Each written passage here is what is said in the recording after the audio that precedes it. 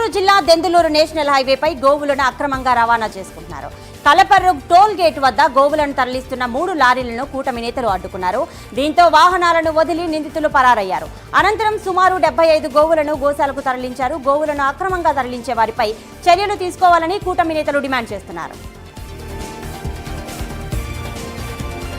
జర్నలిస్టుల సంక్షేమానికి ప్రజాప్రభుత్వం కట్టుబడి ఉందని మంత్రి పొంగులేటి శ్రీనివాసరెడ్డి తెలిపారు. త్వరలో అక్రిడేషన్ పాలసీ తీసుకువస్తామని తెలిపారు.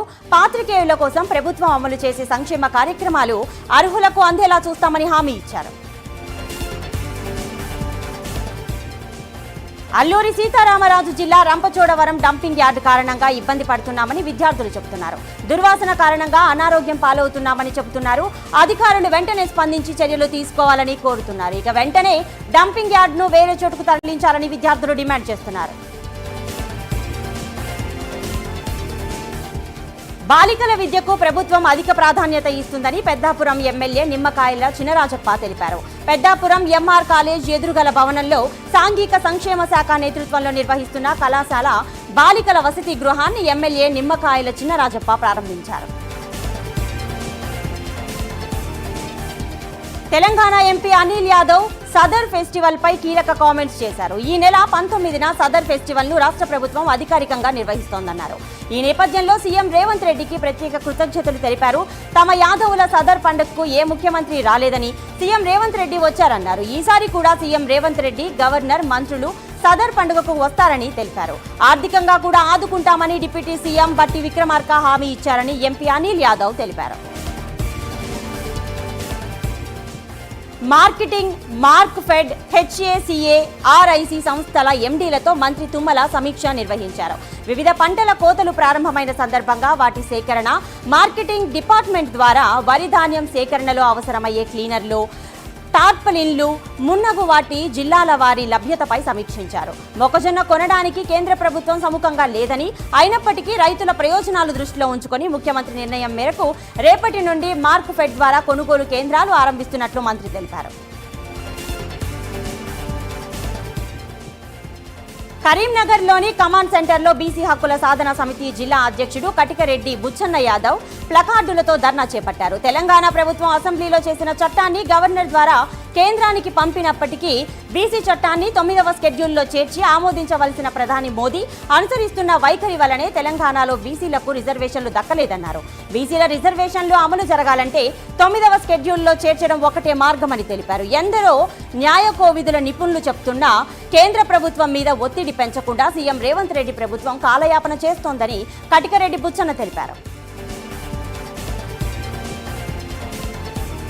పల్నాడు జిల్లాల్లో పొలాల్లో ట్రాన్స్ఫార్మర్లను చోరీ చేస్తున్న ముఠాను పోలీసులు పట్టుకున్నారు. నిందితులు 5గురు సభ్యులుగా గుర్తించారు. ఇప్పటి వరకు కేటుగాళ్లు సుమారు 30 ట్రాన్స్ఫార్మర్లను చోరీ చేశారు. ట్రాన్స్ఫార్మర్లను చోరీ చేసి అందులో ఉండే రాగి, కాపర్ వైర్ ను ముఠా అమ్ముకుంటున్నారు. దొంగలించిన రాగి, కాపర్ వైర్ ని కొంటున్న వినుకొండకు చెందిన వ్యక్తి కూడా పోలీసులు అదుపులోకి తీసుకున్నారు. ఇక దొంగ సొత్తు కొనుగోలు చేసిన వినుకొండకు చెందిన వ్యక్తి నుంచి 5 లక్షల నగదును పోలీసులు రికవరీ చేశారు.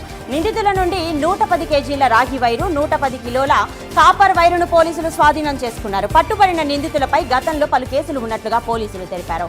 చెడు వ్యసనాలకు బానిసలై దొంగతనాలు చేస్తున్నారని పోలీసులు తెలిపారు. కరీంనగర్ జిల్లా కేంద్రంలో ఆర్టీసీ 2వ డిపోలో ఎలక్ట్రిక్ బస్ డ్రైవర్ల నిరసన తెలిపారు. జేబీఎం కంపెనీకి చెందిన శ్రీ చక్ర సంస్థ నిర్వహిస్తున్న ఎలక్ట్రిక్ బస్సుల డ్రైవర్ల వేతనాల పెంపు, తొలగింపుల రద్దు, జీతాలు సమయానికి చెల్లించాలని డిమాండ్ చేస్తున్నారు. యాజమాన్యానికి వినతి పత్రం ఇవ్వాలని నిర్ణయించిన యూనియన్ అధ్యక్షుడు కాంపల్లి రాజు, ప్రధాన కార్యదర్శి అమీర్ శెట్టి శ్రీనివాసులను కంపెనీ యాజమాన్యం విధుల నుంచి తొలగించింది. ఈ చర్యకు వ్యతిరేకంగా యూనియన్ గౌరవ అధ్యక్షుడు సత్యపాల్ ఆధ్వర్యంలో డ్రైవర్లు విధుల్లోనికి హాజరు కాకుండా నిరసన చేపట్టారు. దాంతో ఎలక్ట్రిక్ బస్సులు డిపోల్లోనే నిలిపివేయబడ్డాయి.